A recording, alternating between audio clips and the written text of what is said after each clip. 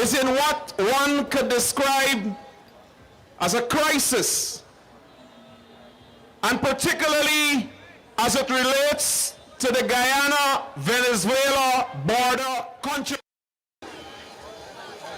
And that is why it is not by accident that the flyers and information that was circulated today inviting you out here tonight to this public meeting, of which we consider matters of urgent public importance. You would tonight see the speakers attire with suits, and you may believe that we are overdressed to speak with you tonight. But friends, the members of Parliament that will be addressing you in a few minutes had just left the National Assembly at the Architecture Conference Center. At that National Assembly last week Friday, the APNU-AFC submitted a motion to the National Assembly of Guyana, and a motion titled Matters of Urgent Public Importance. That motion, friends, was to debate the current situation as it relates to Guyana and Venezuela. Like many times before, when the APNU-AFC submit motions of urgent public importance, those motions are deemed by the Speaker of the National Assembly not to be urgent and not to be important. And I say that to you tonight on the backdrop that today at the sitting of the National Assembly, we were supposed to be debating a motion of urgent public importance as it relates to Guyana and Venezuela border controversy. The mere fact that we are out here with you tonight should remove any doubt in your minds as to whether or not the APNU-AFC's motion of urgent public importance as it relates to Guyana-Venezuela border controversy was debated. And the answer is no. And that is why we said, as a result of past precedents, that should the motion of urgent public importance not be allowed in the National Assembly of Guyana, the APNU-AFC will hold the People's Parliament, and hence we are here tonight. Friends, you and I and all of us are fully cognizant of the current situation that the country is faced with. And if and until and unless the government of the day recognizes the role of the combined opposition and the important role of consulting with the populace and keeping you abreast in terms of what is happening, then the APNU-AFC, my friends, will take the lead. So we invite you tonight, for those of you who are viewing this public meeting in your homes, we encourage you to share it live. We encourage you around here, the marketplace, as we have been coming for years, to pay keen attention, because the speakers I will bring to you tonight will be speaking specifically on the motion that was submitted to the National Assembly on urgent matter of public importance, Guyana-Venezuela border controversy. And of course, our view and hope and expectation that when the President of Guyana, as indicated by him, that he will soon be meeting with the Venezuelan President, Nicolas Maduro. We hope the views of the Guyanese people is taken to that meeting. So friends, with that being said, tonight I want to encourage the first speaker. And this young man hails from the Essequibo region, the Pomeroon Supernam region. In the National Assembly, he is the Shadow Minister of Local Government and Regional Development. Ladies and gentlemen, let's welcome the first speaker at the People's Parliament, the Honorable Ganesh Mahipal, Shadow Minister of Local Government.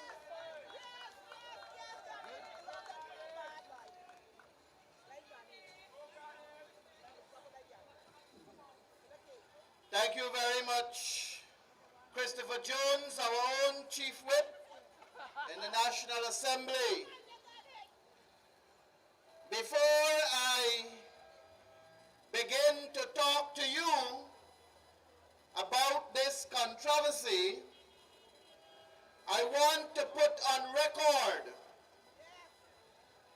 that myself and family, and by extension, all the opposition parliamentarians, we send our deepest condolences to the families and friends of our dear soldiers who passed.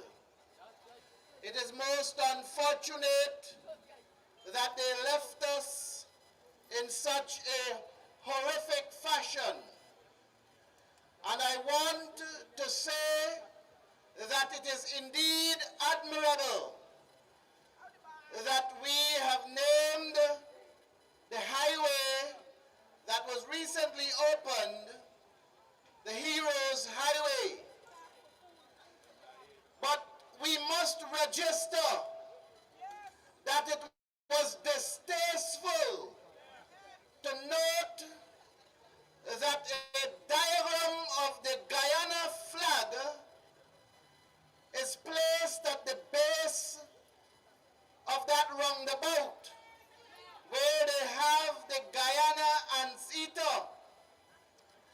And I have noticed, I don't know if you have, but I have noticed that no less a person than Irfan Ali, who sits at the highest office in this country, and Prime Minister Mark Phillips, along with other government ministers, walking on that flag of Guyana. It is disrespectful. It is not what we stand for. And if there is one thing we have learned growing under the People's National Congress since 1966 to now, is that we must respect our symbols of nationhood. Today in the National Assembly, Priya Manik-Chan had the audacity to stand up and make reference to what we normally would say at Stabrook Square. Well, tonight, let her hear me loud and clear. The People's Progressive Party has demonstrated that they have no respect for the flag of Guyana, and they have no respect for our symbol of nationhood. And I, on behalf of the coalition, categorically denounce that kind of behavior, for it is nothing short but a desecration to our national symbol the beautiful golden arrowhead. I call on the government to immediately remove that painting from there, because people will visit that site and they will unintentionally walk on it, and that is not what we are about as a people. It was shameful and disgraceful, and if the laws of this country is to be applied, they will all be locked up for that kind of behavior. Make no mistake, comrades, we signaled our unity on this territorial controversy. We said that we are prepared to work hand in hand to ensure that our territorial supremacy, integrity, and sovereignty is protected foremost. But that does not mean we will tolerate the disrespect of the People's Progressive Party. And they must be called out for their disloyalty and unpatriotic behavior when it comes to what they did to the Guyana flag. Comrades, we had to walk out today from the National Assembly, and that is because there was no intention of the People's Progressive Party to entertain a very important motion on public interest and urgency. And that was a motion to deal directly with the Guyana-Venezuela territorial controversy. Comrades, the other speakers will go deeper into it. But what I want you to know is that the APNU AFC has given Irfan Ali a mandate. And that is, as you go to St. Vincent and the Grenadines to engage with Nicolas Maduro, you are not to discuss anything concerning the borders of this country. You are not to say anything concerning our 83,000 square miles. You are to say to Nicolas Maduro that the 1899 arbitral award in which Venezuela participated willingly is full, final, and perfect. You are to say to Nicolas Maduro that this zone of South America, the Caribbean, and Western Hemisphere is to remain a peaceful zone. And you are to say to Nicolas Maduro that Guyana is all about peace. Guyana is all about love and unity. And you are to further say to Nicolas Maduro that we are not shutting the doors on discussion with relations to other matters. We live in this hemisphere. We must peacefully coexist. We must have a good relationship, but we're not giving you a blade of grass. That is what Maduro and the people of Venezuela must understand.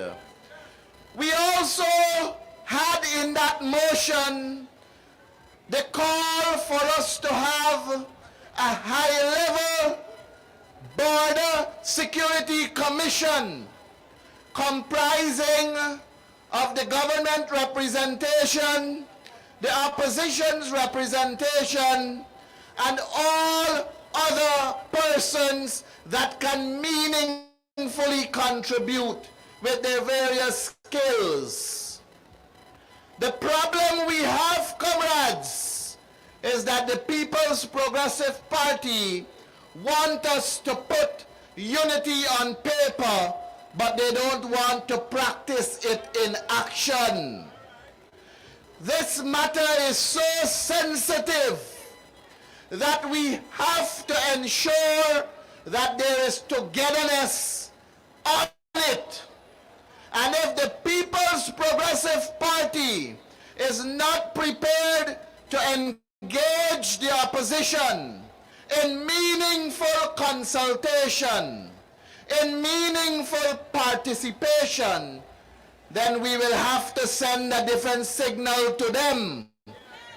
So we put them on notice that you have done this for too long, and it is now time for us to put that full stop. So I call on the government, installed as they are, to ensure that we tackle this Guyana, Venezuela territorial controversy in the most meaningful manner, so that the people of Guyana, the people of Essequibo, our own, can sleep comfortably at nights. I know that the coalition stands resolute when it comes to defending our territory. I know that the coalition has the best expertise. We have the intelligence. We have the know-how. We have the diplomacy. We have the strength of wisdom on our side to ensure that Guyana remains ours, and we will fight like a roaring tiger to ensure we defend what is ours. Thank you very much for listening to me, and do have a splendid rest of the night as you listen to the other speakers. Thank you.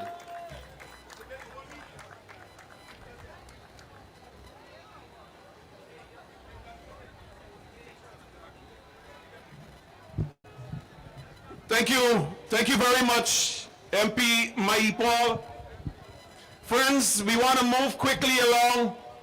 I want to, at this time, invite a member of parliament in which her region is also one of those regions that Nicholas Maduro is claiming. Comrades, let us invite to the microphone a member of parliament representing the Cayuni Mazaruni region.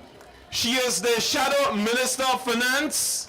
Her name is Jurita Fernandez.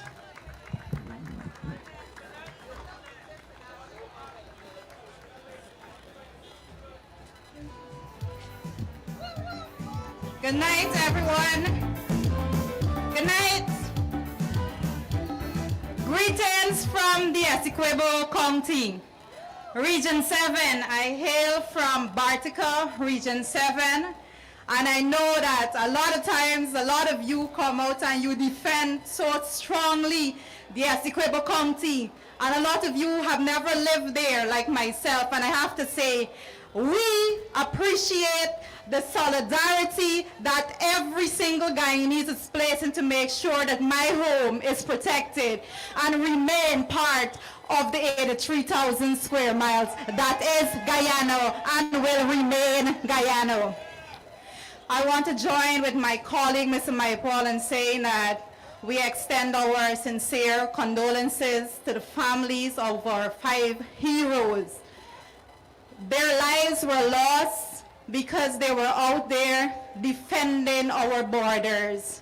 And it is up to us to make sure that their lives were not lost in vain. It is our duty to make sure that we step forward, each and every one of us, and defend our borders vigorously against any threat from any outsider. Ladies and gentlemen, tonight I want to talk about money. That's my portfolio. So it would be remiss of me to stand here and not address the increase that was a decrease, right? Ladies and gentlemen, like the thousands of Guyanese public servants, all of us sat down and we were glued to our televisions and our computers and our phones, social media, when Ashley Singh was about to make that announcement as to what is this salary increase. And I could feel the collective disappointment everyone felt at the same time when Ashley Singh sat there and he said, well, it's 6.5%. And for the first time in the history of our country, we all could have said, this isn't making sense at all. It did not make any sense, you know why? Because it was the same PPP administration when the coalition was in office that stood in Parliament. You'll remember the current president, Ali, and his vice president, Jagdeo, they stood in Parliament and they said 50%. Y'all remember that? They stood in Parliament in 2016. The budget was $230 billion and they said we should give an increase of 50%. Guess what? Now the shoe is on their feet. But there's a big difference. We didn't have any oil money. We didn't have that luxury of spending additional finances. Today, this year, the budget was what? Ladies and gentlemen, the budget was $781.9 billion. That's what it was. 2016, $230 billion. 2023, $781.9 billion. And these people come to you and say, take a 6.5%. After they told you that you must demand 50% when we didn't have the oil money. They are disrespectful to the public servants in this country. They all are. And I want to address something that I've been hearing the VP and some of them talking about from time to time. They're trying to tell you that, you know, if we give a large salary increase, it can cause inflation. The coalition government proved that that is not correct. While the coalition was in office for that period of time, public servants' wages and salaries increased by 77%. And you know how much inflation went up by? 0.5% one year, 1.5% the other year. They cannot bring that nonsense and put it down your throats right now. And in addition to that, we have to be smart as a people. The government, the PPP administration can't come to you and say, oh, if we give the public servants a lot of money, it can cause inflation. But you know, if we give the private sector this money, if we push billions of dollars into the country through the private sector, it's not going to cause inflation. They must not be bringing these flawed arguments to you. They should right now be going back to the drawing board. We're demanding it for them to give public servants a better wage, a better increase. And I'm going to tell you right now, it's going to be a little too late for them to do it this month because the pay date for this month is Friday the 15th.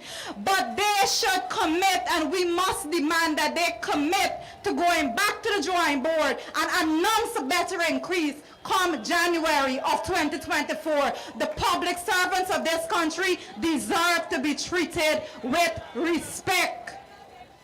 Ladies and gentlemen, we have to continue to fight every bit of this. Now, we have a lot of speakers, but I have to say this. I'm coming, like I opened my saying, from the Essequibo County, region number 7, Bartico. And I want to say to all of you here tonight, because I know when you talk about the 6.5%, a lot of persons are going to be talking. I've been following on social media. Persons are saying a lot of public servants don't even have a house lot to the name and those things. And people are saying, being very dejected somewhat. And I want to say to you all tonight, Our forefathers gave their lives to protect the 83,000 square miles that is Guyana. And it is up to us today to continue to make sure that what they fought for back then, we continue to maintain today. And I want to say to you the very fact that we went through so many hardship back in the days and we're still going through it today, that is a reason for you to come forward and fight today, because guess what? All the time we're suffering in Guyana, all the years, and we've been fighting and fighting for a better life. And as soon as we see the glimmer of hope, as soon as the oil started to flow, and I have to remind you that it's under the AP and UAFC administration that started. Let us not forget that tonight, ladies and gentlemen. As soon as we started to see that glimmer of hope that we're going to get resources to better our lives, we have someone on the outside. The enemy is at the gate trying to snatch that hope from us, and we must stand up and defend this country with everything that we have. This is not a time to be afraid. This is not a time for fear. This is a time for us to stand resolute and to know that we stand proudly on the side of the international law. We must stand and defend this country. As a resident of the Essequibo County, I have no fear, and I will go forward and I will continue to speak on behalf of the people of Essequibo and by extension the people of Guyana, that this land is ours. The Essequibo is we own, and we ain't giving up no part of it. So ladies and gentlemen, I want to thank you for listening, and I know my colleagues are going to be sharing a lot more with you. Have a lovely night all. We are a peaceful people, struggling, we struggle, and we no look for trouble, just ask around. What when outside faces, from foreign places, talk about taking over, we ain't backing down. No, we ain't giving up no more. You can sing this now, We bro. ain't giving up no trees. Sing it loud and proud. Forever. That belongs to me. Tell Maduro. Saki. Not one rice grain, not one for us. Hear this part. Tell Maduro alias. Friends, you heard from a representative of the Pomeroon Supernam region, Region 2, Essequibo. You heard from the representative from the Cayuni-Mazaruni region, Region 7. But just before I bring up the next member of parliament, and that is why this meeting tonight is very strategic in several ways. Because while we are cognizant of the threat to Guyana's sovereignty and territorial integrity, we still cannot forget those domestic issues, like what Comrade Jurito Fernandez has just brought to you.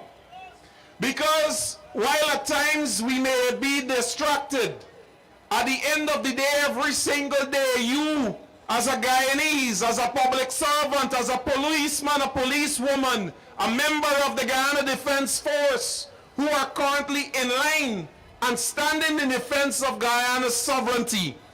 And here is the Caring People's Progressive Party Civic, showing you their love for you as servicemen and women, and they give you a whopping 6.5%. And that is the point that Comrade Fernandez was making. Because last year they give you 7. And this year when you get more oil money, billions of barrels of oil, instead of giving you an increase, they give you a decrease. But when you see the Minister of Finance, Dr. Ashni Kumar Singh, on the National Communications Network, here is what he don't tell you. That as a public servant, and if you're taking home $100,000 a month, and you get this 6.5%, that, my friends, is equivalent to approximately $6,500 more. And then it has to be taxed. And when you retro that back to January, you will get a $78,000. But when you come January month, you will only get $6,500 approximately. But here is what Dr. Ashley Singh can tell you. That at the same time, Ashley Singh, Priya Manik Chan, Anil Nandalal, and the whole pack of the ministers them, when their salary, which is $1.something million a month, and that is excluding your taxpayers' dollars, paying for the driver, paying for the handyman, paying for the security, paying for the gardener, paying the light bill, paying the phone bill, paying the internet bill, and the cell phone bills. All your taxpayers' dollars pay that. But what they did, unlike what the APNU AFC did while we were in office, because when you take home 100,000 under the APNU, we give you 15% increase. And if you take home $1 million and above the APNU, we give you only 2%. So here's what the clever People's Progressive Party Civic did. Ashley Singh and all of the ministers, including Big Head Jagdeo, all of them with their salaries over $1 million, with the 6.5% increase, each one of them buys this December, collecting a nice $875,000 each. And the bigger buys them, like the Attorney General and so forth, who gets more, he carrying home $1.1 million. That is your caring government. And that is why we say to you tonight, apart from the challenge with Nicolas Maduro and the Venezuela controversy, we don't forget the domestic issues that we're faced with here tonight. So comrades, with that, I'd like to invite a member of parliament who hails farther up the Essequibo County, coming all the way from region number 9, Lethem. Please let us welcome Member of Parliament in the cluster with responsibility for Indigenous affairs, Mr. Vincent Henry, an executive member of the Guyana Action Party. Teach a pussy say if you tell one lie, you're going to hell as soon as you die. Good night. Wasted. Good evening, Georgetown.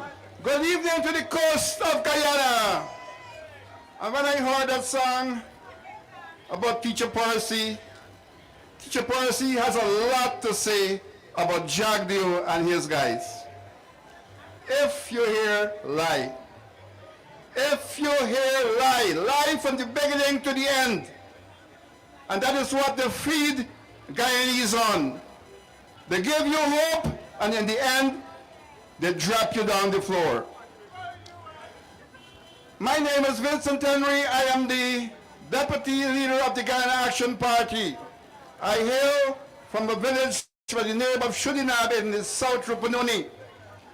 I would like to tell you quickly before I get into the main topic of the evening that during the 23 years of the People's Progressive Party, my region had little or no development.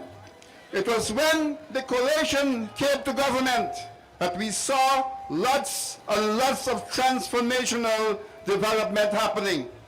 For example, one of those is that we managed to get radio stations that connected the people in the south and the north and the central part of Region 9. We managed to get what we never dreamt of also, and that is internet in almost all the villages in Region 9. We managed to get roads that were properly built. The one in Lethem would last over 100 years, whereas we were accustomed to getting from the PPP what we call biscuit roads. They build roads, and after a few months, the roads are all gone, deteriorated, turned into biscuit. So development galore happened under the APNU AFC. And we, the people of Region 9 and the hinterland, would like or wish and will work towards and work to ensure that APNU AFC comes back into government in the next election. Are you with me? Yes, indeed. Now this story about Maduro, Maduro, I would call him a man of paper dreams, because all that we are seeing, all this dancing around and huffing and puffing, it's really because he is in a very bad state in his country, and he would like to win the next elections next year, and he wants to hurry up things to ensure that he has that power or that support, and he's using the controversy that we have right now by claiming Essequibo as his, because he thought that his people would give him the support, and so he called on a referendum. He called a referendum believing that the majority of the Venezuelans would come rally to his cry and vote yes for him. We heard from the news from across the world that yes, they got about 10 million votes. They got 10 million votes because they had 5 questions, and they count each question as a separate vote. Although Venezuela has roughly 20 million people, only about 2 million supported Maduro. And so he's in a very weak position now. And so he's using all sorts of strategies to say he's powerful, using Guyana as a tool for him, or as a tool for him to get back into power. But his people sent him a resounding message that they are not with him. They are not with him. There were polling stations that they showed where the people who are there waiting on the voters were sleeping. People were not voting. So now he has upped his ante. He has now put forward a decree, 6 decrees actually, in saying that he will start a government in Essequibo, etc. But that is a paper decree. It's in paper. He can make that happen in reality because he doesn't even have the support of his people. And the problem that I personally have is that we in Parliament, we gave the support to the government and by extension the people of Guyana, saying that we will stand in solidarity for the defense of our territorial integrity and our sovereignty. We said that, and we meant it in Parliament. We mean it.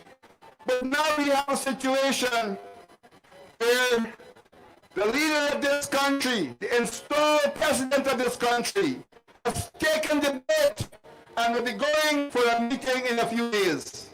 The people who invited him have one thing in mind. One thing in mind, and that is getting control of Essequibo. That is what. He knows that. So why is he going? Why is he going? But then, we have to remember the animal that we are dealing with, and that is the People's Progressive Party. We have to remember when COVID struck the world, including Guyana, it was the PPP that brought Sputnik vaccine, which eventually turned out to be like water, useless. But they spent billions of dollars of taxpayers' money to bring useful things to us. That is what that's the government we are talking about. We are talking about a government that disrespects women. In Parliament, they stop one of our women. Next one, they show the dildo. Talked about the dildo. They didn't show it, sorry. Talked about the dildo. And then they went further to insult not only our parliamentarians, but the women of Guyana. This government that we have is one that has to go. It has to go. They even already told us perhaps what they're aiming at when one of them said that Guyana only has 83 square miles. 83 square miles. What a shame. What a shame. We have 83,000 square miles. We're proud of it. My friends, one of the most important components or set of people that have not been invited to any consultation about Essequibo are the people who are living there. And that is the people who are there before Ado's great-great-great-grandfather talked about making him. The indigenous people are there. And we have said that Essequibo is part of Guyana. We do not want to live under a country that has poverty reading, where people have to go into the rubbish bin to eat. We don't want to live in that. We don't want to live in a country where our money, the money we have, cannot be enough to give us food. We want to be free.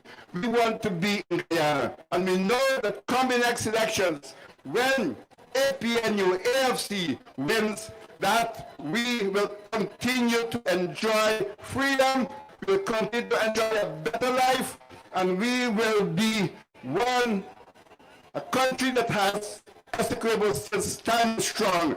Our Eldorado, our Eldorado. Thank you very much, and good night, everybody.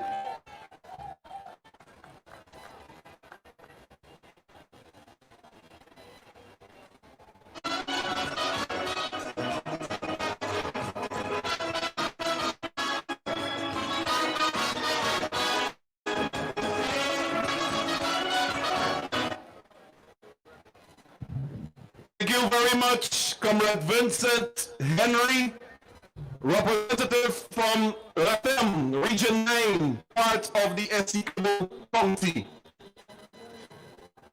Friends, we continue tonight to bring to you all of the matters of urgent public importance. And as I said before, we are also cognizant of the domestic and local issues. And that is why, as we said to the People's Progressive Party Civic, that notwithstanding the current border controversy, we will not get the domestic issues that confront the Guyanese people every single day. And you know, last week, Friday, we saw the pronouncement by Ashley Singh of the 6.5% increase. Even normally, when he increased it big, the commander-in-chief himself is normally addressed us. You remember that? When he got any announcements about salary increase, there's Irfan Ali, proud and boasting. A couple weeks ago, he made announcements about increases in salaries for nurses. And he said to this nation in that address, "I'll soon come, I'll make a further announcement." 3 weeks or 4 weeks after, if he can't come back to me. But instead, because the money's small, he sent Ashley Singh to do the job. Friends, let us invite to the podium another member of parliament, no stranger to politics, having been involved in the hustings of this country for a number of years. And you know the familiar saying that alongside a successful man is a woman. But in this case, we will do the reverse. Alongside this successful woman is a very popular man. Ladies and gentlemen, let us invite former Minister of the APNU government with responsibility for telecommunications in Guyana. Let's welcome Madeleine Hughes. We will bend like a bow, but never break. Our fathers came here, and they lived and died here. And we ain't moving nowhere, there's no mistake. We ain't giving no mountain, we ain't giving no tree, we ain't giving up no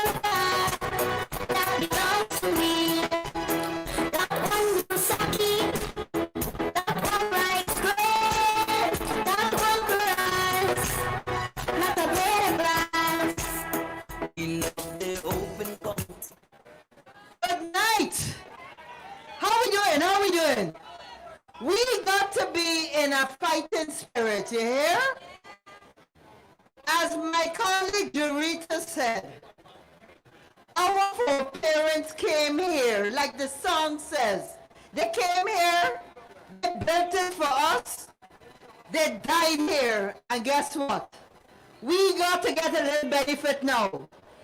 Now let me tell you what is sad about that same 6.5 increase. You know what's bad about it? When we had no money the darkest days, you at least used to get a 5%. You remember you used to get a 5%. So how come with all this money flowing, you get a 7 now, right? And everybody knows last year 6.1%. So you see the decrease you'll get, not an increase. But you know, one of the reasons we're here tonight, and I really wanted to explain this, is that we were in Parliament today. And in the Parliament, that is where you're supposed to work in unity. You know, the APNU AFC said we are supporting the government, we always have. When it comes to the border, we are one nation, one destiny. Everybody want to make sure we ain't giving up any part of Guyana. And so in the Parliament, the way it's supposed to work when the Parliament working good is that everybody must be able to come to the Parliament and we have a debate. So even if you're the government, you must be able to listen to the debate that your opposition members got. We got good ideas. We got good research. We want to help too. And this is where you will know from home. You make a better home if you're listening to the wife, your partner, you're listening to the teenagers, because everybody got some contribution they could make, right? So imagine today in the Parliament, we brought what we call a motion, which is just 2 pieces of paper saying the things we want to discuss. And believe it or not, once again, the speaker decided we mustn't even have a discussion. Now, what's the point of having a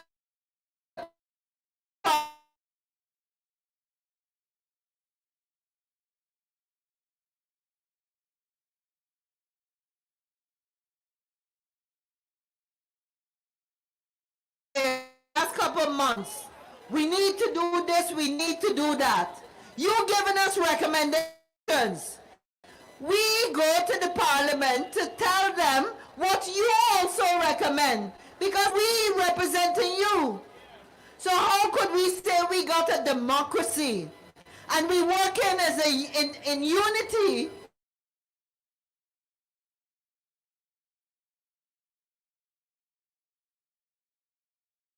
This issue with Venezuela is not urgent and it is not important.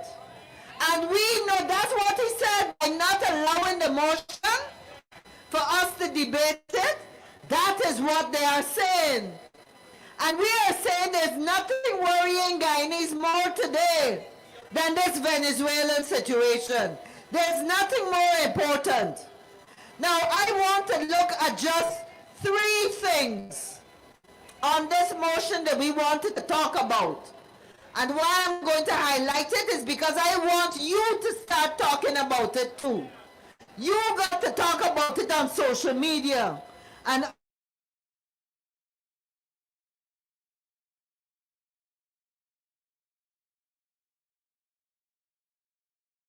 saying that need a national border commission.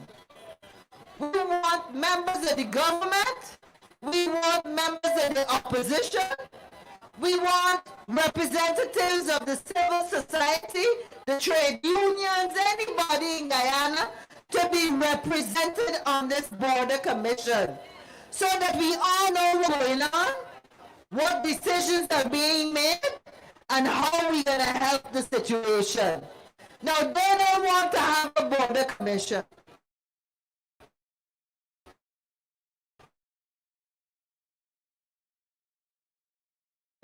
committee. Sad. I hear him, a gentleman down there say sad.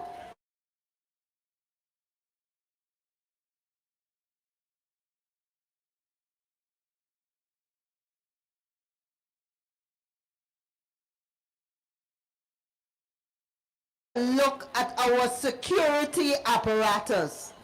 And by that we mean we got to make sure that the GDF, especially, who are out there looking at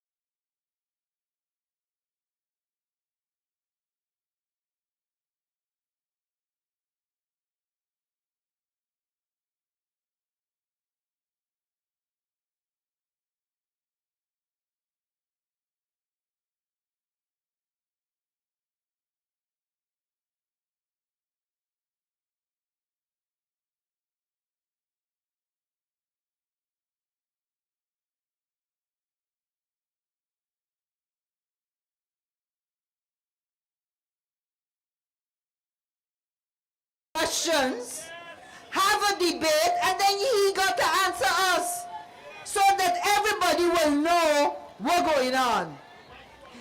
The last important thing that we asked for is that we said we need to know how many Venezuelans are here. We need to know exactly where they are.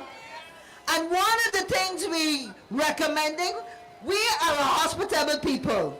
We don't treat foreigners bad. We ain't got a problem with the Venezuelans. We got a problem with the Venezuelan government that want to take our land. And so we are saying, we want to make sure that no Venezuelans in Essequibo, let them come to Georgetown and wherever else they're going, and we want Venezuelans that have the right to be here. So that's why the government got to convince us. The government got to convince us that all the Venezuelans that are here are legitimately given a right and permission to be here. And everybody else that don't have that right, gotta go. You can't come. We go to many countries in the world. Guyanese go to the Caribbean, we go to North America. But you never hear of a Guyanese going anywhere and then turn around and say, we taking your land. We ain't go to Trinidad and tell Trinidad, look, we want this piece here. We ain't go to Richmond Hill or any part of the U.S. and say we want this bit. No.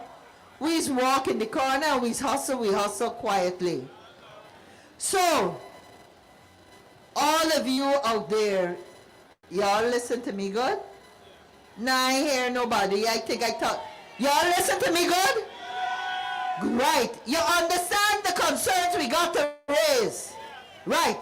We got to be represented and we want to know how many people and where they are and what they're doing to ensure no additional Venezuelans come now.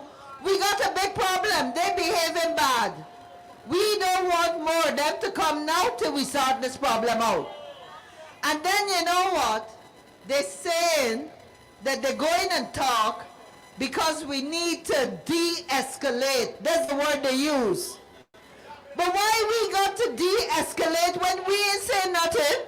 It's Venezuela that got to de-escalate. Venezuela is the one that say all the things, attacking us. We ain't saying nothing yet, right? So that reason, don't fly. Citizens of Guyana, ladies and gentlemen, this is the time to be strong. Don't hide. You speak up and you speak out. Because we got a right to every single penny, every single dollar, every single square foot of land before any foreigners get it. So, God bless you all. I hope I encourage not a blade of grass. Stay safe.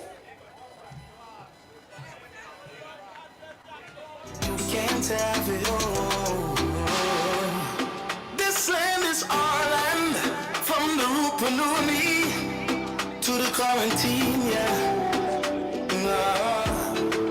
From the green hot forest to the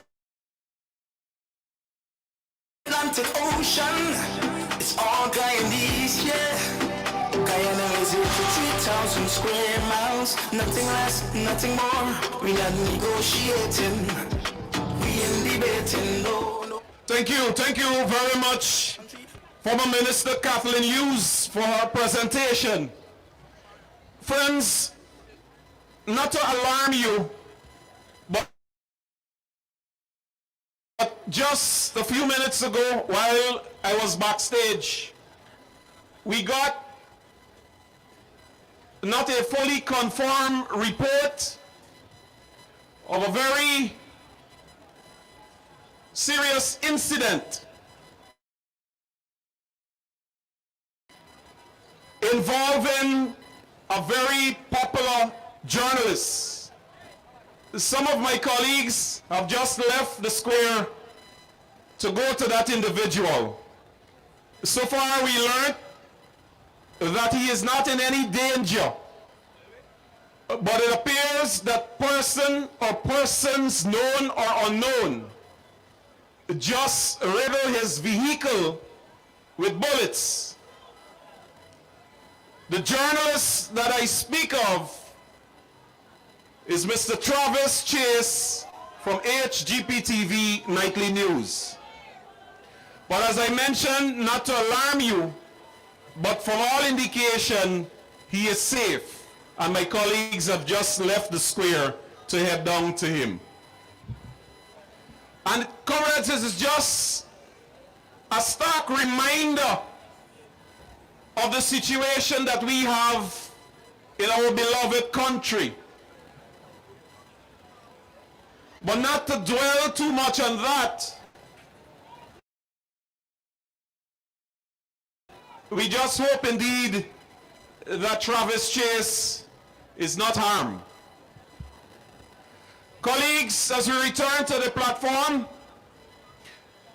I want to invite a young member of parliament who hails from the mining town of Linden. And this young man is known as one who sticks no nonsense.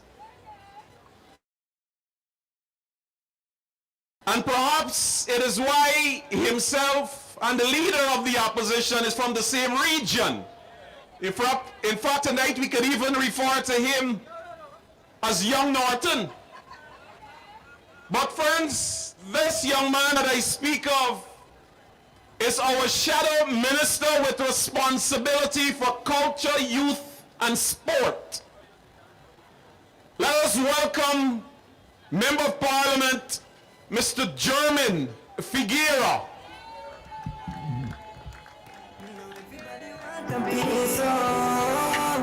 We started wish this in land where we food and bring example find our food. We know all that fill up their minds, you see. Yes. Good night, Georgetown. I bring you greetings from the revolutionary tongue of Linden.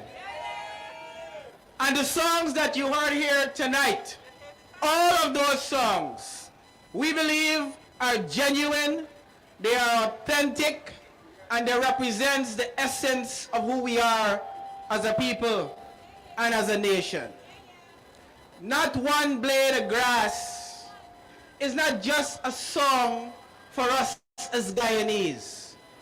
It is a reflection of the fiber of our belief that all of our 83,000 square miles belongs unequivocally to all of us. And that is why the opposition agreed in principle with the government on this issue. because this issue, ladies and gentlemen, is a non-negotiable issue. When it comes to our territory, when it comes to our sovereignty, it is a non-negotiable position. And for time immemorial, we have always stood resolute as a people and united as a people with regards to our territorial integrity, with regards to every square inch of Guyana. And we say to the people of Essequibo, all of Guyana stands with you, because all of Essequibo belongs to Guyana, and we will defend it to the letter.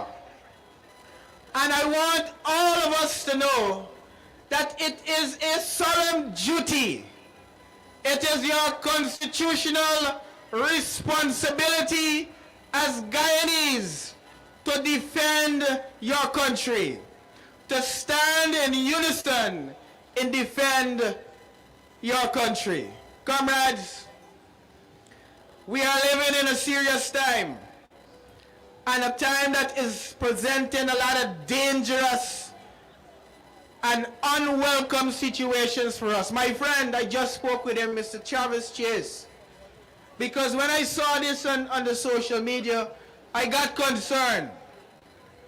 And he confirmed that gunmen shot up his vehicle, thinking that he was in the vehicle. Guyana is becoming a very dangerous place.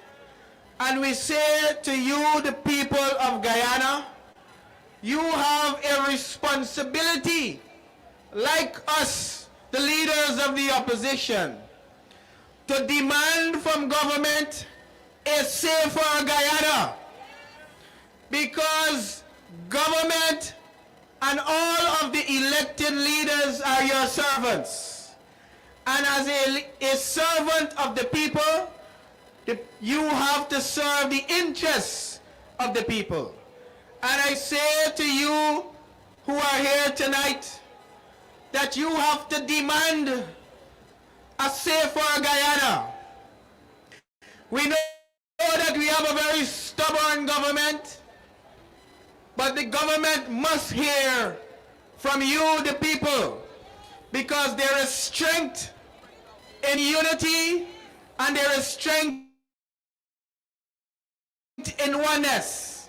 And we say to you, as we have been saying since this controversy started, that we must have a united front, a united voice in protecting our sovereignty.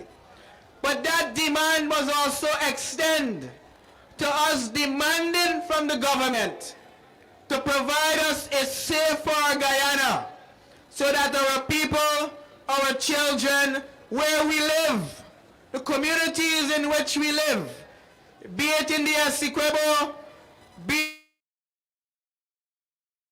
it in Linden, be it wherever 83,000 square miles exists, that we demand a safer Guyana. We demand a better life, a better way of living. And I say to you that we, like you, were very much disappointed in every regard with the announcement of 6.5%. I say to you, residents of Georgetown, and those who are listening and watching on the social media platforms, that there is no Guyanese that I would have engaged, expected the government of Guyana that boasts that our country, and it is true, that we are the fastest growing economy in the world. Guyana is sexy to the world. All eyes are on Guyana. This is the place to be, because we have vast amount of resources and wealth. So no one expected the government to be so uncaring to give Guyanese 6.5%. It is an embarrassment. It is a level of gross disrespect. 6.5% equates to $65 out of $1,000. We believe you deserve more, and I say to you, you must demand more. I heard in the grapevine that the government is saying they can't give us more because budget is going to be read in February and they're expected to give us an increase. But I say give us the increase now because we are at the market square. Starbuck market go around. I have never in my life witnessed pumpkin being sold for $1,000 a pound. It is ridiculous. Cost of living is grossly affecting every single Guyanese. And we expect from a country that is dubbed the fastest growing economy in the world, a country that is considered the Dubai of South America, that a government who projects to be a caring government would at least give us a double-digit increase. Because the coalition gave us more than 6.5% without the amount of resources that we are receiving here today. And I say to us, we as a people must demand more. We cannot just be united as a people, even though we must on our borders. We must also be united in the call for government to be better in the distribution of its services on behalf of the people of Guyana. The public servants keeps the engine of government running. The nurses, the teachers, the policemen, our soldiers, every worker in all of the government ministries and government sectors keep this economy at float. And if the government cannot accept the contributions that the public servants give to keep the engine of government running, then the people must act, and act accordingly in demanding more and demanding better from government. I say to us, we must keep the pressure on, and the pressure requires us to making demands that the government must fulfill. Comrades, we believe that the soldiers who died in defense of our country, they died in service to this nation. And the announcement on the eve of much sorrow in this country of a 6%, I believe it was deliberate. Deliberate, and this is something that the people of Guyana must be conscious of. They know that we are in a state of mourning. They know that the border controversy is something that all of Guyana is concerned about. So they just foist this 6.5% on us, thinking that we would not give it much attention. But this is Christmas time, and every Guyanese loves Christmas. We celebrate Christmas, and this is the time of the year most Guyanese spent most of the monies that they would have saved up. They throw box, and they expect an increase that they could pull together to ensure that their families will have a Merry Christmas. But I say to you, I say to us, that we have families for this Christmas. We have families who are not certain about paying their rent. We have families who are not certain if they are going to be able to provide a proper meal on Christmas Day for their families. And this 6.5% has hurt many of us. And we are just talking about the government workers. What about the informal economy? Those people aren't benefiting from this increase, this decrease increase that the government has given. The taxi drivers, the bus operators, the market vendors who contribute to this country's economy, be it in an informal or formal way, they are not benefiting. They would have expected an increase in which sales of their produce would have been increased. But now they can buy more to sell more, expecting the people to buy more because the people have less. So I'm saying to you, we must demand more. And moreover, we must demand more from this government who is our elected servants. And servants must serve their masters. And I say to you, the people of Georgetown, that you are the masters. And if your servants aren't serving your interests, you must get rid of them. And you get rid of them by exercising your power. And your power, comrades, is in your vote. And that is what you must exercise. Your elected servants, that they must do better in your interests, because you would have given them the responsibility to serve in your interests. And I say to you that this government is failing to serve in your interests.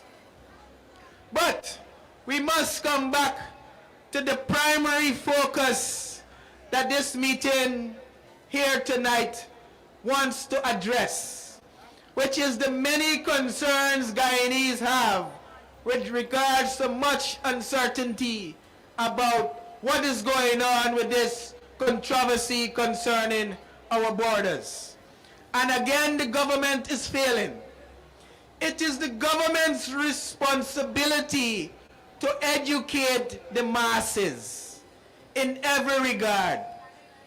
The coalition agreed in principle to have a unified position with this situation, as we would have done on numerous occasions. We did that with the understanding that the government would have been very involved with the opposition in planning and in structuring how we are going to approach this situation.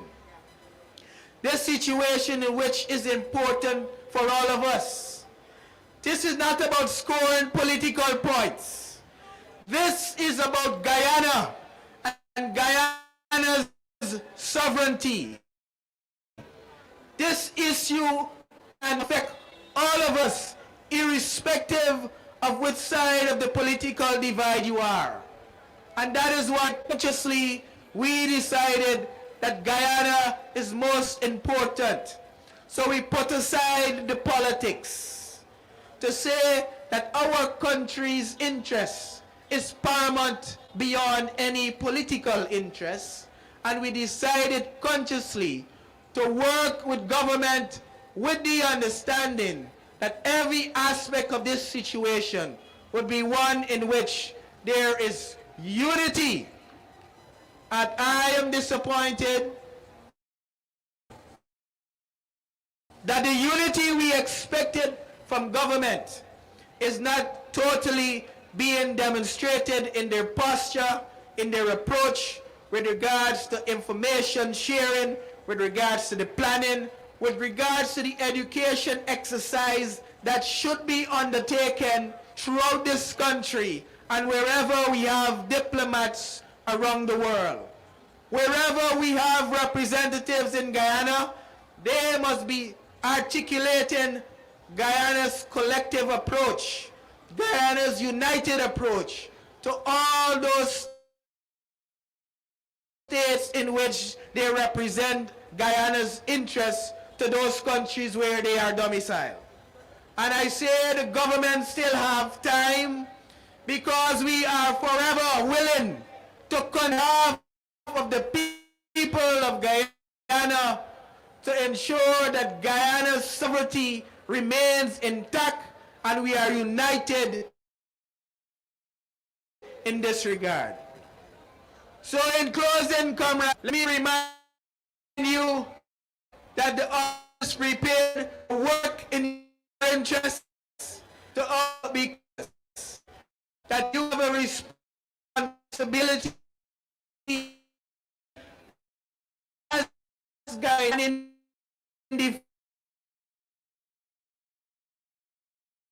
defending our kin, your families, your neighbors, our community across our 8,000 squares. And that belongs to us.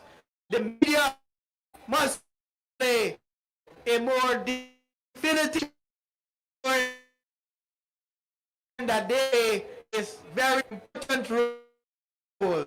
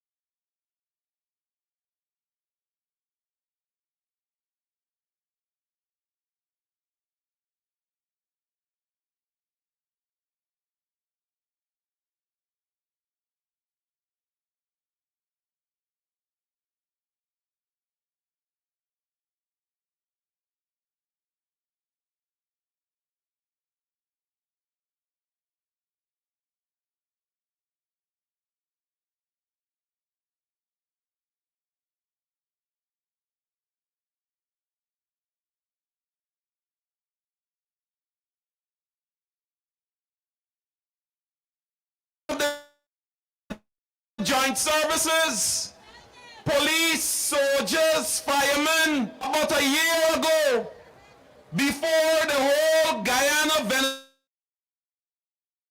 Venezuela border controversy was hot, it was the very same People's Progressive Party Civic who said that policemen and women and the members of the Guyana Defense Force, they just be in camp in Ghana, eating food and getting fat, and we gotta pay them every month. Y'all remember that? And then the finally soldiers, what did he do? He bring them out to clean gutter. Y'all remember that? When that was not enough, when Irfan had the members of the Guyana Defense Force and the Guyana Police Force cleaning gutter, Irfan then introduced men on mission. And the mission of the policemen and soldiers was to clean from trench to gutter, weed the parapet, pick up the grass where the dog and the horses just piss and shit on. Plain language. But all of a sudden, when one Nicolas Maduro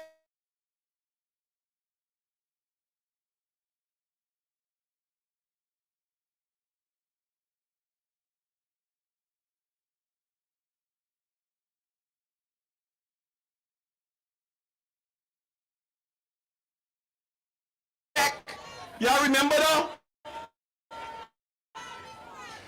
But you know what I'm saying? A leopard never changes its spot. Policemen and soldiers that he loved them. In the face of Maduro's aggression, we thought that Irfan would have come and said, the policemen and the soldiers, you are getting 30%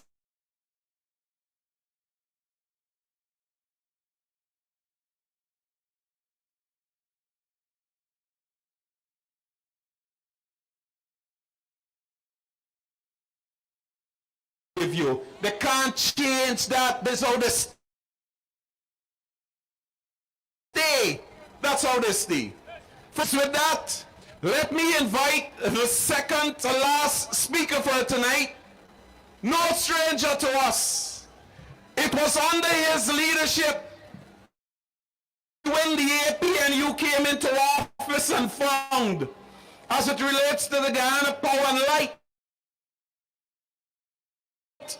particularly those folks in the Essequibo region, the Pomeroon Supermanam region, when you had dilapidated bridges and roads with potholes, and the PBP used to give we 6 months roads. Y'all remember that? The contractor built the road today, 2 weeks after the road breaking away. He came into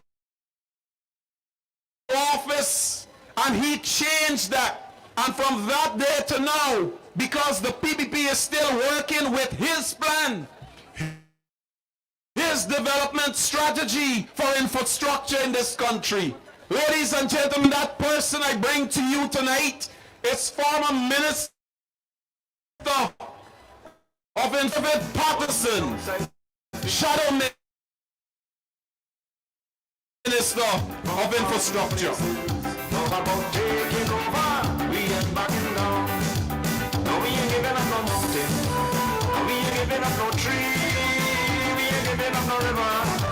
That belong to me. Not one blue saki, not one rice grain, not one boras, not a blade of grass. Good night. How are you folks? All right. I'm good as well. But I come to tell you, these are serious times. Serious times.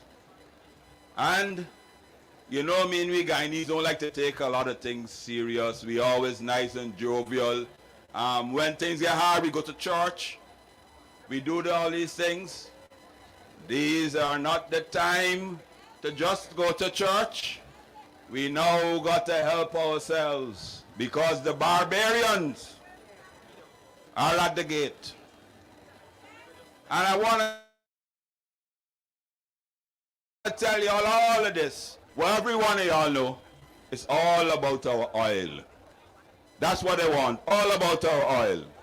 But ladies and gentlemen, you know what I mean, I know this is going live, so first thing I want to do is say condolences to the families, friends of the 5 officers that died in the line of duty. I want to extend my condolences to them. I want to also wish the 2 officers, the 2 GDF personnel who are in hospital at the moment, I want to wish them a speedy recovery. This nation owes them a debt of gratitude. I also want to say this as well before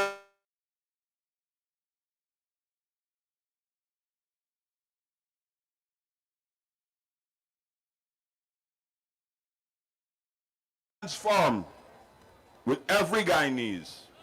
The opposition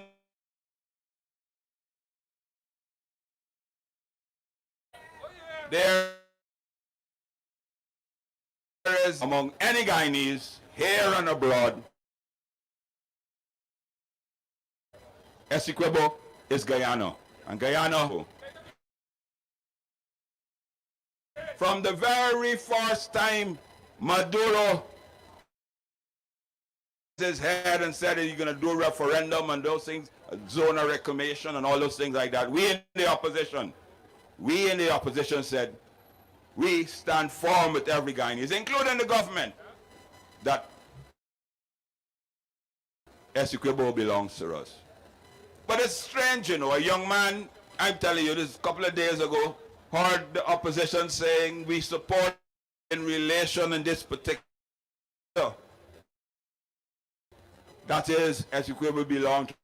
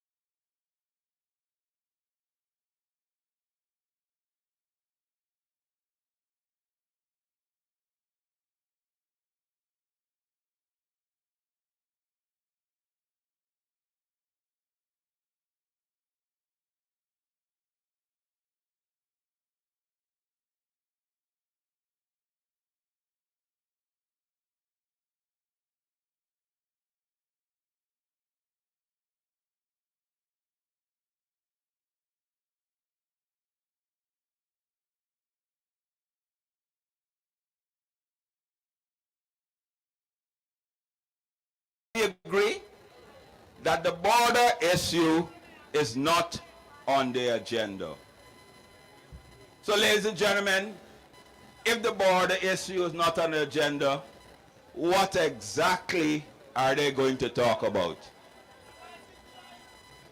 That is the thing that they think all of us. What are you going to talk about? They haven't told us. There's no agenda. Maybe Irfan is going over there to tell Maduro how to make duck curry. Because you know that's what he's always doing, making duck curry for foreign leaders and those things like that. He has not, and he's addressed us. We've heard that there have been talks, because this is what Rav Gonzalez said, there have been proprietary talks back and forth behind the scenes since September. Only Saturday gone, And you know, only Saturday gone that this country know that there will be talks in St. Vincent. And you know how we knew? Not from our government, you know. Nicolas Maduro made a post saying that he was in contact with Lula and Ralph Gonzalez, and the Guyana government has agreed to have talks. We didn't know. The opposition didn't know. Nicolas Maduro, the man that has decided that Venezuela is his birthright, told us. And then, of course, everything skyrocketed. But, ladies and gentlemen, let's give them the benefit of the doubt. But let me say that you're not going to talk about the border, great. I hope you aren't going to talk about our oil. I hope you're not going to go there and talk about giving away some of our oil. God is not the border. Guys, he said he ain't going to talk about the border, but he didn't tell us what he can talk about. I hope you're not going to talk anything about any sort of concessions in our oil fields. We're saying to them, and I want you all to endorse this with us, and I want everybody, y'all, to make this loud. Whatever they discuss, whatever agreements they make, they got to come back to Guyana and seek the approval of all Guyanese. Maybe it's time we have our own referendum, but we have one every 5 years, the next election. Let them come back, and whatever they agree to, let us do like Maduro. Let us put it at a referendum. Ask the Guyanese, do you agree? And the very first question on that referendum must be, do you agree that Essequibo belongs to Guyana now and forever? As long as we answer yes to that, anything else we got to talk about. But ladies and gentlemen, we brought a motion. That's why we're here. And a motion is just a piece of paper telling the parliament what we want to speak about. Right? Kati told you about a couple of things. I want to highlight a couple. One of the clauses in the motion was, work with the government, you know. We got to work with the government. Work with the government to strengthen our defense architecture. Big, fancy words, other than say that we got to strengthen ourselves. Because we're scared of these people, you know. The last time they were in office, they buy a water cannon that never worked. Remember that? So we're saying that we want to have a better, we want to come and tell you what's the right thing to do. You consult us because we don't want them taking our oil money and going to buy another water cannon and go and tell our good friends and soldiers, go wet down the Venezuelans across in the border. Yeah, no, so we know the people that we're dealing with. Do you know, ladies and gentlemen, do you know that I think from the beginning of this month or the beginning of last month, since Maduro decided this referendum, our disciplined forces are in line. What that means is that Christmas cancelled for them. Birthday parties, every single thing, they have to be on call 24/7. If you're not in the barracks, you got to be a place where you can go. You can't go and take a drink. A policeman can't go and take a drink because he's on call. Immediately activation. And you would have thought that if you cancel Christmas, people at home stand up next to their cell phones, dreading a call, report to barracks immediately. You would have thought to compensate these hard-working, brave individuals that you could afford in a country, a rich country like ours. You could afford to give them at least 3 months tax-free bonus to compensate them, because you know January is the hardest month of the year. They can't even, if they had a little side hustle, they can't even do that. But then something happens, the talks go astray. It's these lovely hard-working men and women in uniform that we can have to call on. And all this money, all the money we're making, we're going back to Parliament on Thursday. They can't give you 6.5, more than 6.5 days. They're coming for, this is like on the it will be like the 14th or the 15th of this month, Thursday. 15 days left in the year. 15 days left in the year. They're coming for something like $30 billion extra. 30 billion, and they want to spend just $15 billion in 15 days. You could understand 30 billion in 15 days. $2 billion a day. You know, runnings Wild West.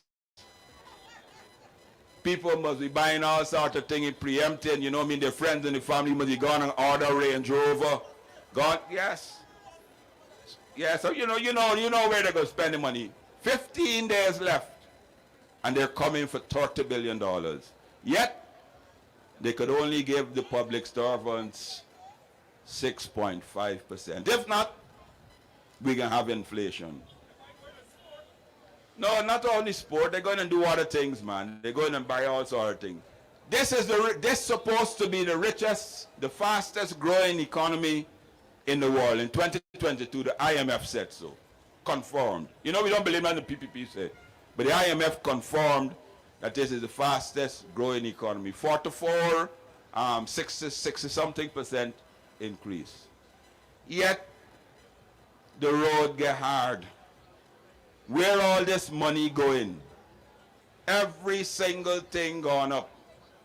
They came to Parliament in 2020 and they showed that all the coalition had 200 taxes. And they remove all. Yet, everything going up. And they still come in and tell you that how they care for you. And they still come in and tell you that they want you to vote for them come next elections. Well, ladies and gentlemen, you know for sure their time is limited. Even the ones, when they came in, they used to start boasting, and y'all here, they ain't coming out to here ever. That the same person today, the Prime Minister, they call him Superman. He's called himself Superman. I call him Wonder Woman. Right? Get up and said that they're going to be in Parliament, they're going to be in government till 2030. That's the same 2020, you know. When last has any of them talk about winning elections in 2025? Because they're running scared. No, not at all. Wonder Woman could go. Because you know she got a lasso. So ladies and gentlemen, so one of the serious things are, right, as we come down to 2025, they will get more desperate. Yes, hold on a second, I'm coming there. They'll get more desperate. They'll start to do things that you will scratch your head about and say, how can a rational government do that?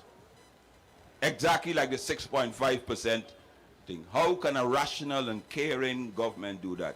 But yet, they could give a man that don't comb his hair, that's cuss, and I can say this, sit down and tell the black people, you remember what you said, that same person, about black people, all we could do? If you show us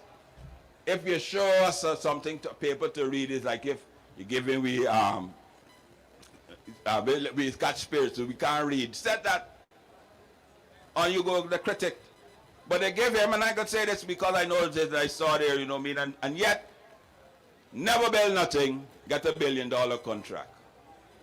That's how the contempt they have for you folks and for us.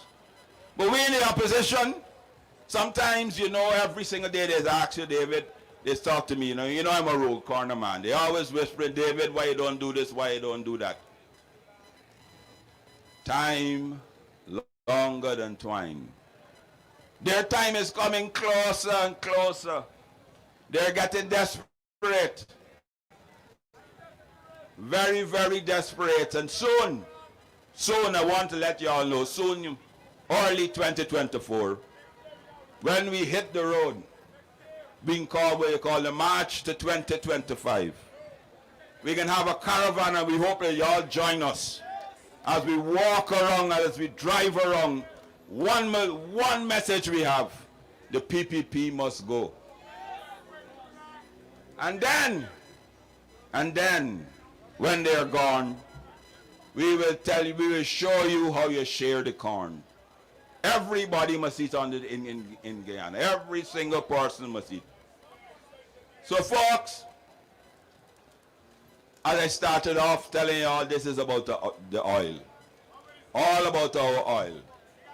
They got up, and they get up every single day, and said it out that the contract that was signed was the coalition signed it. And yes, that's true.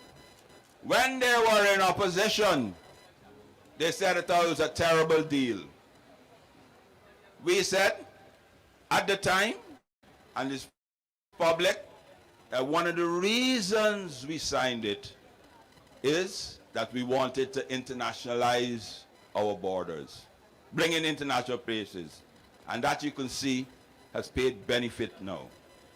But we also said, if you said to us, if you always sit down there chirping while you're there, big head, as they said, and young screaming alley, if you, because all you do screaming now, see crying. No, see, sorry, he has a PR company. They have a PR, you know they're good at PR, and the polls show, Mr. President, people are not liking you anymore. Because first you used to come and dance on stage and do all them things, that gets failed. So his PR company said that people want to see you more in touch. See, crying now on every single thing. I wonder if he cry about the 6.5% that he gave you all. When he cries, so I can join him crying. Yes, ladies and gentlemen. So we said to them, I said to them on behalf of the opposition, if you think that the deal that the AP and you signed with the oil is so bad, we will support you if you would like to do anything for the betterment of the Guyanese public. They changed their tune. They changed their tune. They want nothing to do with changing anything. They don't want to revise a clause. They brought a new bill in. And we said this is an opportunity now. They brought a new petroleum bill. I don't know if you all can remember that. It's about like a month and a half ago. And we said this is an opportunity to now set the scales right. Let us do everything better. 32. We proposed 32 amendments. 32 ways to enhance this bill. 32. They rejected every single one. Every single one. Because they feel, because of course, they don't want to work with the opposition. Now that Mr. Maduro is at our gates, they want to work with us, and because we believe in our national patrimony. We believe that Guyana is for all Guyanese. We believe, despite how wicked and stink and dirty they are, when our borders and our people are threatened, we all must stand firm. So, ladies and gentlemen, that's my message here to you. One, we are united. Essequibo belongs to Guyanese from now until forever. Not a blade of grass, not one karass. Two, they got to tell us what they're going to talk about.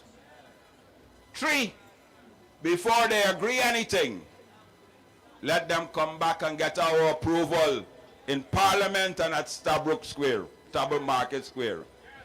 Because there's only 65 of us, 32 of us in Parliament. They got thousands of you out here. So here, let Ali come right here. Big Head Jagdio come right here and said, well, we went to talks and this is what we agree. If they don't do that, no, but they got to come back and we have to endorse it. And we don't want it only in the Parliament. And finally, I want to say this to us. We are a bit, I am as well, we're a bit nervous. We are a bit nervous because we said, as Cathy said, there's a lot of Venezuelans, different persons among us. Today in Parliament, the Minister of Home Affairs said that they issued 7,000 visas on arrival, which means when you're coming from different countries and so forth. And they issued about 4,000 work permits to people from all around the world. to come and work in Guyana. You know what I mean? We could talk about that later. But we are a peaceful people. You can find a Guyanese in almost every country in the world. They've accepted us. We have integrated. We have served and we made those countries better. There are people that have run away from madness in Maduro and they came here. So like us, we have to show hospitality to them. But we got to remind them that this is Guyana. We're an English-speaking country. We got to tell the police, stop putting policia on their vehicles, because when I go to Spain, when they put policia there, if I don't know it's police, they're going to lock me up. When they come to Guyana, we're police, not policia and all things like that. We don't have to adopt to them. They have to come and, just like we Guyanese do, join and assimilate into other communities. They have to come and join and assimilate with us, obey our laws. On their cards, they got to put the proper Guyanese flag. The proper Venezuelan flag and map, just like this one in front of me. You can't come here and have a map showing Venezuela, Essequibo is part of Venezuela, and then want it to say that we must be hospitable to you. No, you're here, you have to join us, and we will welcome you. So, yeah. So, ladies and gentlemen, I heard a gentleman say just now, it's been 2025 is too long. But let me tell you, folks, folks, it's 12 months away. It's 12 months away. By how the PPP are going, right? They will be, I don't know, implode.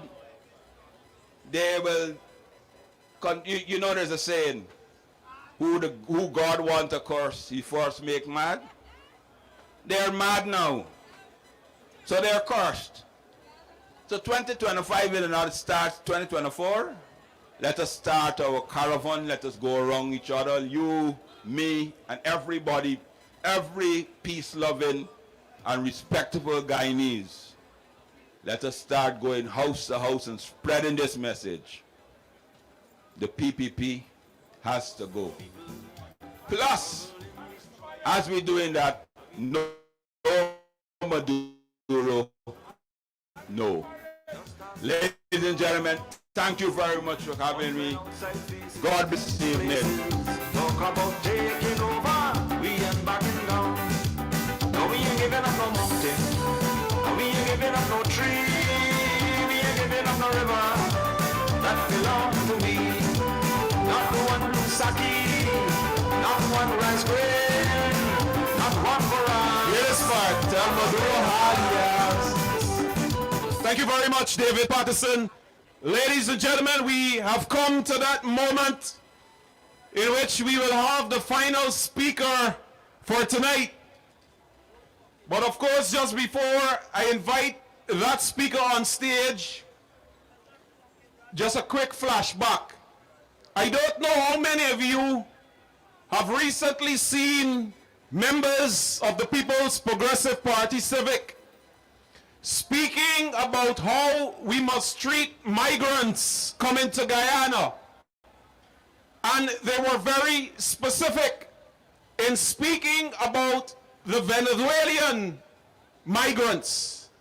And you saw Madam Gail Teixeira in the parliament saying how we must welcome them to Guyana and show them kindness and love. Now, while we, as the APNU, we don't dispute that, because it is in Guyanese nature to be a welcoming people. But I want to remind you tonight, and remind the People's Progressive Party Civic, and the next time you hear them say how we must treat migrants, you must ask the People's Progressive Party Civic, what happened to the Haitian migrants that was coming to this country? Y'all remember that? So there, on one side of the mouth, the PPP is saying that we must treat Venezuelan migrants with love. But when the Haitians were coming from Haiti by the plane loads, the same caring now PPP government imposed on the Haitians a visa restriction that unless they get a visa, they can't travel to Guyana. But they're saying to you that when it comes to the Venezuelans, you must welcome them with open arms. Must ask the PPP, what about the Haitians? And then you ask yourself the question, as I often say to people in life and politics, there is perception and there is reality. And when you look into the reality of how the People's Progressive Party Civic operate with the migrants from Haiti and the migrants from Venezuela, you will be able to read between the lines. Why is it that the PPP treat Haitians differently from Venezuelans? And I don't have to give you the answer, comrades, because in this country you witness it every single day in the respective villages that you live across this country, that you will see development in one village and the immediate village next to you has no development. That is the PPP. So when they come like one recently, a lot of crocodile tears. And I don't know who is his advisor, because while we know we tend to get emotional, but when you are a war president, so to speak, while you are on the battlefield, and in Guyana's case, without a shield, and are you doing as the commander-in-chief of the armed forces, every little thing you're there crying? You understand me? Just think about it. Think about the men and women in the joint services looking at their commander-in-chief crying. He got to a funeral, he crying. He welcomed the troops home, he crying. He never this one, he crying. And this same individual, comrades, on Thursday is going to meet with Nicolas Maduro. I don't know about y'all, but right now I so frightened that he go in there, I want to cry. But you know, big head go into, you know. Big head go into. And y'all know, when the APNU came into office in 2015, Big Ed went on press conferences, and Big Ed was saying that I would have given Venezuela a channel. Y'all remember that? When the PPP came back into office in 2020, amongst the well-wishers and greetings from heads of states around the world, one such greeting came from one Nicolas Maduro, welcoming the People's Progressive Party Civic back in office. So why I say to you tonight that I am frightened to the fact that Big Ed will be going is that I'm thinking to myself, suppose Big Ed see this as an opportunity to complete the transaction, quote unquote, that he likely would have started before the PPP came out of office. You hear what I tell y'all? So perhaps that is why the commander in tears is in tears, because he is frightened to the fact that Big Head going with Tito. And what Big Head say, Lily Head gotta do. Then, comrades, you know, the PNC leadership, whether it's Forbes, Barnum, Desmond, Hoyt, David, Granger, etc., the APNU, AFC, and government, we have always stood firm of respect to symbol, nationhood, being patriotic, that ever so often under our leadership you will hear national songs. At every forum and function before it starts, it is the national anthem that is played. But the PPP don't believe in that. So on NCN and these radio stations, you heard no national songs, nothing. Then all of a sudden, and you remember they run around one Guyana, one Guyana. You ain't hearing one people, one nation, one destiny. They're trying to erase the history, remove Guyana's motto. One Guyana, one Guyana, one Guyana. Now when they realize that you have to bring about patriotism in the people of Guyana, suddenly the whole PPP, they know nothing more about one Guyana. All of a sudden, it's now one people, one nation, one destiny. And that, comrades, is how you confuse a nation. But now that the feces has hit the fan, you realize that it's important that NCN play a national song. Poor Dave Martin the other day, he had to issue a statement because whole day is not a blade of grass. Under the APNU AFC leadership, that was a staple item on NCN and every radio station because you constantly have to remind the nation of the importance of patriotism. But the PPP, like last night, you saw the commissioning with 3 M's of the new 4-way or 4-lane road. This PPP that has no respect for Guyana's symbol painted our golden arrowhead on the ground. And then they had tables and chairs on the golden arrowhead. And the ministers and all that was gathered there walking over on Guyana's golden arrowhead. As a child, you know, if you see a flag coming down from the flagpole, you hustle for grab it because you know that it's not supposed to touch the ground. But your PPP government, in the face of Maduro's aggression and wanting to bring about patriotism in this country, they painted the red, black, gold, white, and green on the ground. That this morning, if you were passing there, you would see the cows going and graze, and the cows walking across Guyana's golden arrowhead. And one cow who had to ease his bladder in the middle of the flag released his bladder right there. The People's Progressive Party Civic. David Patterson said it best. Whom the gods chose to destroy, they first make mad.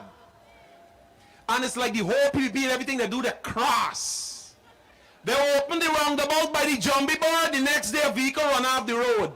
They open the other roundabout 2 days after a vehicle plunged over into the pool. They opened the roundabout last night. A truck slammed into the thing. It's bare crosses. It's like when the AP and UAFC comes back into power in 2015, we got Jare this country. We got Jare this country. We got giveaway blue all over and people wash their hand and bathe in blue water. Get the fire trucks to spray the whole city with blue. We got Jare the thing. Got Jare it. Friends, the person I want to bring to the podium now is our final speaker for tonight. Every time she stands up in the National Assembly, the PPP ready because they don't like hear from she. Ever so often when he wants to say something, the speaker interjecting. But comrades, this woman is a feisty woman.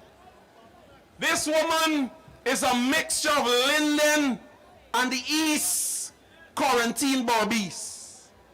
This woman,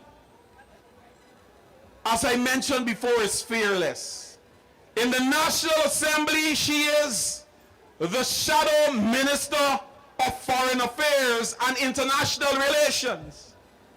Every time she step in front of Todd, the boy gets shy.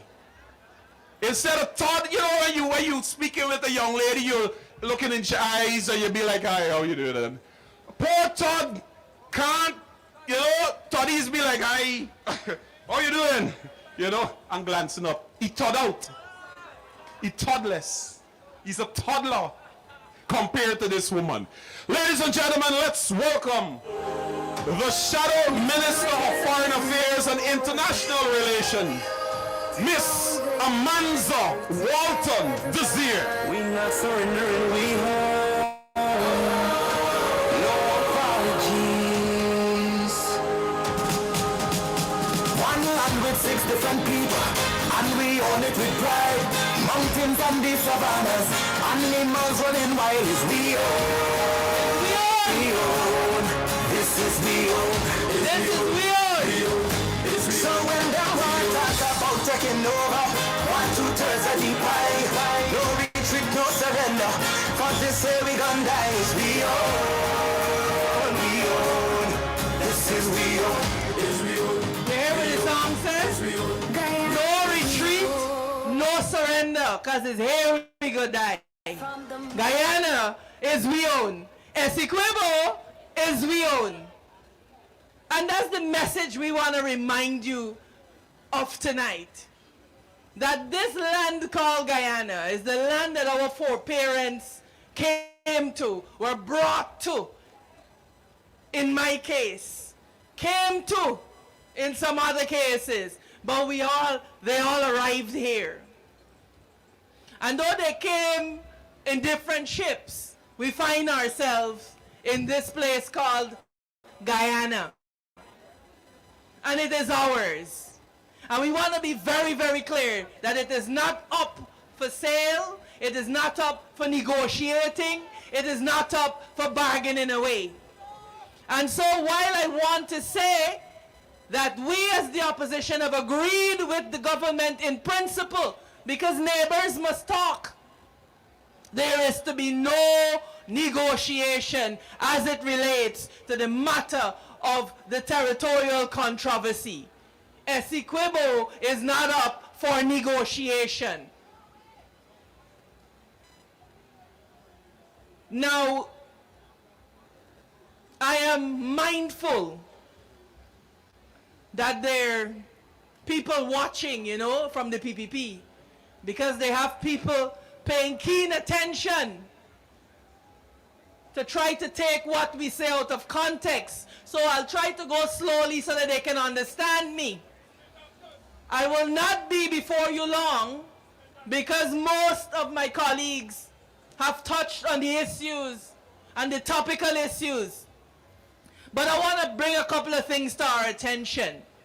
The first one is, I'll be very honest with y'all. I am sick and tired of the PPPC administration.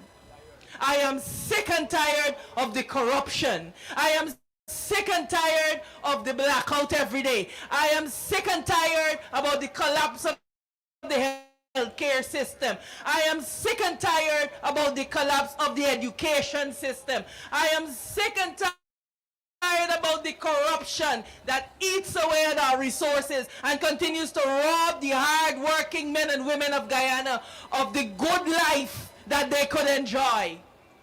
I am sick and tired of being sick and tired.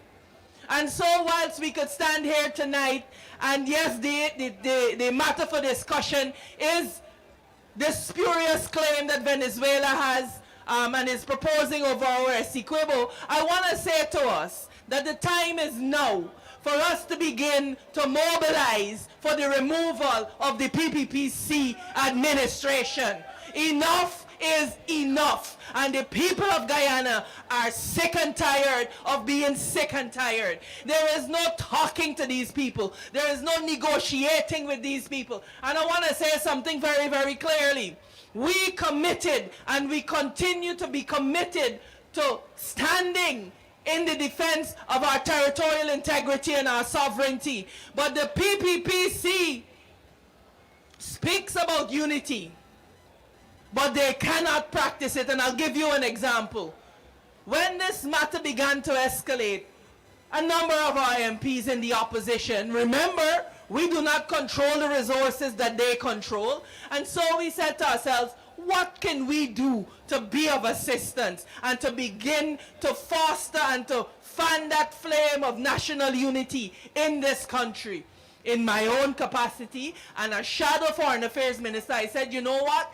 I am going to go into schools to speak particularly to our 4th and 5th formers, those who are about to leave school, so that they have an idea as to what is going on with this controversy. I did it for 1 week. I did it for a 2nd week. The 3rd week, the Ministry of Education had an emergency meeting to discuss my going into the schools. And you know what? They said to the head teachers that I could not into the schools to educate our children on this controversy. And they have the temerity to come to tell us about being united. And you know what? You know when I realized that these people are beyond redemption?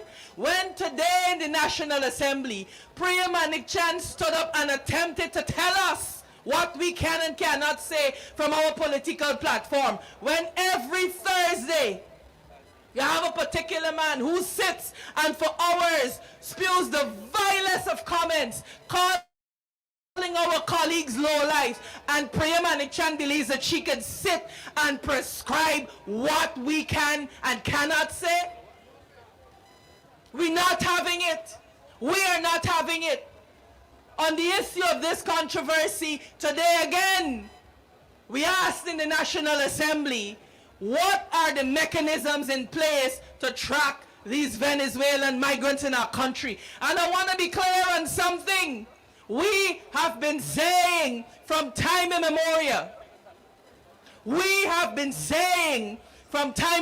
that yes, we will treat migrants with respect. We must do it. But I've been very clear that guests must obey the rules of the house. You cannot run up in here and do what you want. You cannot run up in here and put out whatever map you want with our Essequibo included in your Venezuela.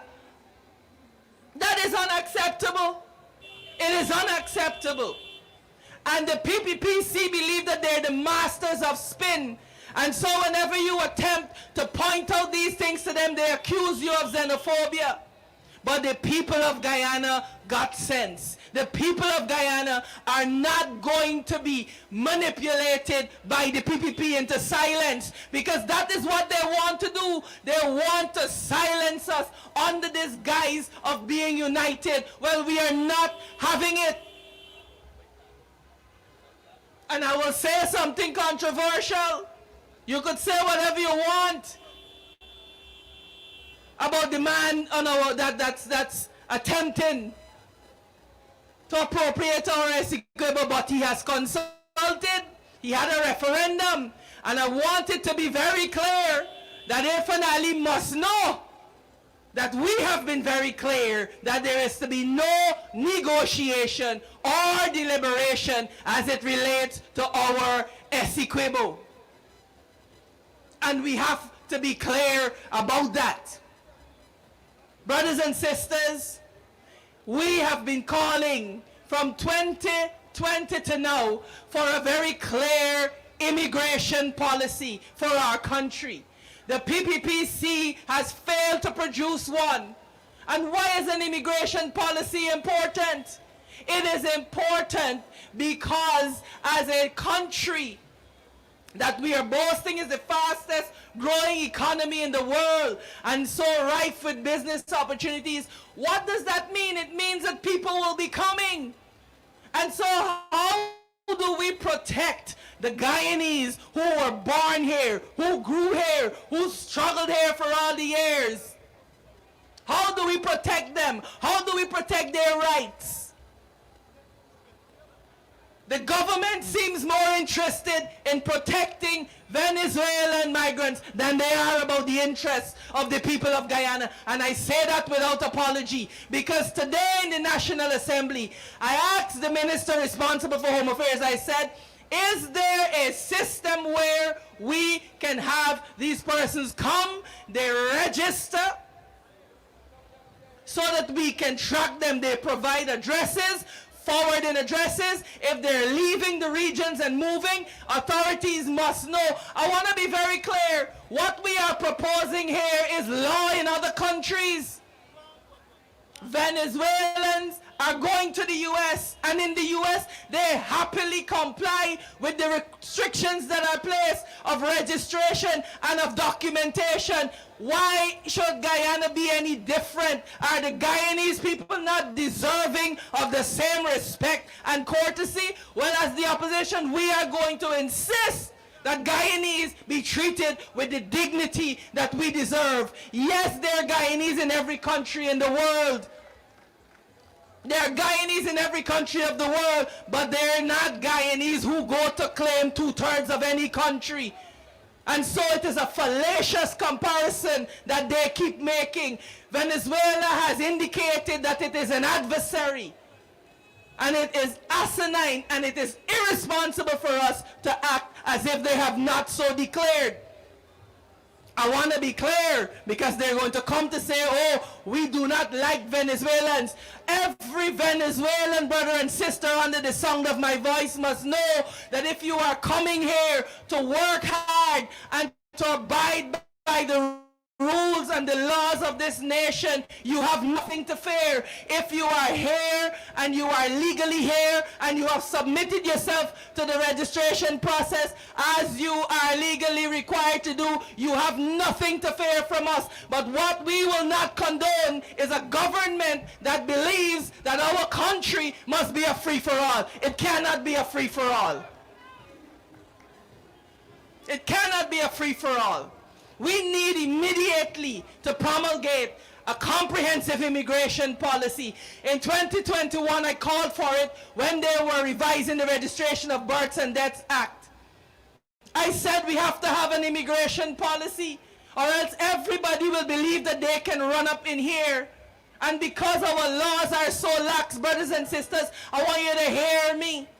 I want you to hear me. We cannot have a situation where a country of 30 million is on our west, and they believe that they are entitled to 2/3 of our country, and we just allow a situation where people can come and in 2 years they can be on our voters list. Imagine people who are of a certain mindset being elected to our local government, to our NDCs and to our RDCs. Imagine that with me. And this is where you see the irresponsibility of the People's Progressive Party Civic, because for the sake of political expediency, they have demonstrated that they are willing to sell the birthright of Guyanese. Well, I say to us tonight, we are not having it.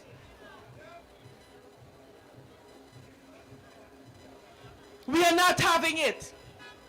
We have had to fight and to struggle for information as to where these migrants are, what villages they are located. Today, in the National Assembly, the minister with responsibility for Home Affairs produced some numbers to us that suggested that there are no migrants in Region 10. Now, as a Linden girl, when I go home, I see otherwise. And so there is clearly a gap between what they are saying to us in Parliament and what the reality on the ground is. And we, as responsible Guyanese, must hold this government accountable for providing the information that Guyanese rightfully deserve. This is our country. This is our land now. And we're going to make it somehow. We will bend like a bow, but we will not break. And this government must give us the information that we need to make firm decisions.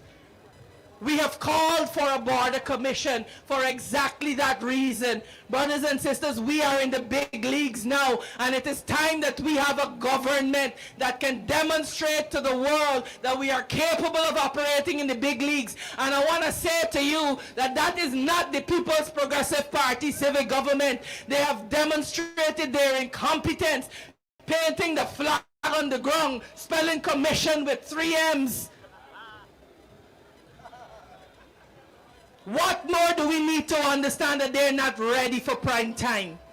The APNUAFC government has demonstrated over the last 5 years that we were in power, that we are capable, that we are ready, and that we are willing to provide a good life that every Guyanese deserves. And so I want to say to you, my brothers and sisters, the time for sitting down and agonizing is over. It is time to mobilize. It is time that we stop agonizing and begin to focus on mobilizing. We must understand that the government is the servant of the people, and they are not authorized to give away anything that we did not authorize them to give away. And so while I want to be clear that when it comes to the integrity of these here 83,000 square miles, we will fight to the bitter end to protect it. We will stand. We will not falter. I want it to be understood that we will hold the PPP government accountable. As a responsible opposition, we are going to hold them accountable. And that means that if they are slipping up, we are going to point out where they are slipping up. They are not going to use this pseudo-unity to shut us up about the incompetence. Barrett Jagdeo doesn't shut up on a Thursday. He says whatever he wants. But we will speak responsibly because we are better. And this is what I say to people when they ask me, like my colleague David said, MPD's people are so corrupt. Why are we supporting them on this matter of our border? Because Guyana belongs to us. And because the PPP Civic is not the standard bearer for any kind of decent operation. And because we are better, we must be better, we must do better, and we must act better. Because we are better. We are better for this nation, we are better for the people of Guyana, and we will show them come 2024, come 2025, that we are serious about taking this nation forward. We fed up, we sick, we are tired, and we have had enough. So my brothers and sisters, I say to you tonight, you are being put on notice that it is time for us to begin to mobilize. And we will take our country back from these corrupt elements. We will take our country back from these incompetent elements. We will take our country back and we will show Guyana. We will show Guyana what Guyana's sons and daughters can be. And so I want to thank you tonight for coming out. I want to thank you tonight for sharing your time with us. I want to thank you for your continuous support of the parliamentary opposition, and I want you to know that we are here with you. We will continue to be here with you. We will not jet off to Dubai and other exotic locations, but when the rubber reaches the road, we are going to be here. And so we want to say loud and clear, Essequibo belongs to Guyana. We ain't giving up no mountain. We ain't giving up no. That belong to we. Not one blue, not one rice grain, not one chorus, not a blade of grass. Long live the Cooperative Republic of Guyana. God bless you. This land is our land now. We're gonna make it somehow. We will bend like a bow, but never break. Our fathers came here, and they lived and died here. Now we are moving from here. Make no mistake.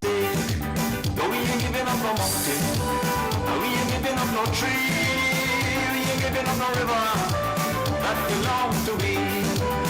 Not one blue sake, not one rice grain, not one for us, not a blade of grass. Thank you very much, comrades, for coming out tonight. And on the information that Amanza Walton Desir just mentioned, I want to quickly read out to you a documentation from the People's Progressive Party Civic as it relates to how many Venezuelan migrants are in Guyana. This is an official document from them. And after I complete reading out these numbers to you, I encourage you to call your friends and families in the respective regions and ask them if they don't have any Venezuelan migrants in that region. Region 1, and this document again, friends, is from the PPP. Region 1, they say there's 10,821. In Region 2, they say that's 3,321. In Region 3, 920. In Region 4 and Georgetown, 1,536. In Region 5, the PPP says there's no migrants in Region 5. In Region 6, the PPP says there are no Venezuelan migrants in Region 6. In Region 7, 4,179. In Region 8, 70.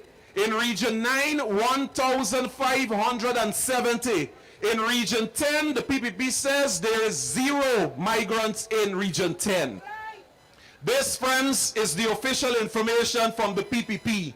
When us, the political opposition, asked them to submit to us a list of how many Venezuelan migrants are in this country. So you be the judge. If you believe here in Georgetown and Region 4, there are only 1,536 Venezuelan migrants in this region. This is according to the People's Progressive Party Civic. Comrades, that is why we are frightened when we're dealing with the PPP. Colleagues, you have heard us tonight. Please look forward for when we call another People's Parliament right out here. We will continue to bring you the information and keep you abreast as to what is happening in this country. Because as citizens, you have a right to know when, where, why, and how. Because as Amanza Walton Desir said, the government is the servant to you, the people of this country, and you must be kept informed. Last but not least, a message from the APNU AFC tonight to the President of Venezuela, Nicolas Maduro.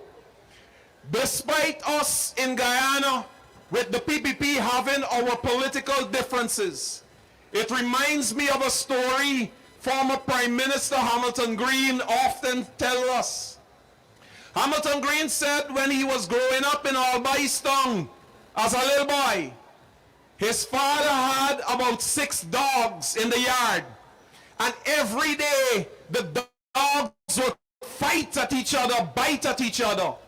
But he said on one particular day, a strange dog entered the yard. And those 6 dogs united as one, and they ripped that one dog apart. I say that to say this to the President of Venezuela, Nicolas Maduro. Despite the APNU, AFC, PNC have their differences with the People's Progressive Party Civic, when it comes to Guyana's sovereignty and territorial integrity, we will fight with the government, with the PPP, tooth and nail, to defend the 83,000 square mile of this country. Comrades, with that, I thank you. Have a pleasant rest of your evening. Long live the Cooperative Republic of Guyana, and long live the 83,000 square mile of our beautiful country. I thank you. Guyana is the shot from the mountains. Tell everybody, Essequibo is the straight to quarantine. This one we tell is tell this country, tell everybody. We not surrendering, we hold no apologies. One land with 6 different people, and we own it with pride.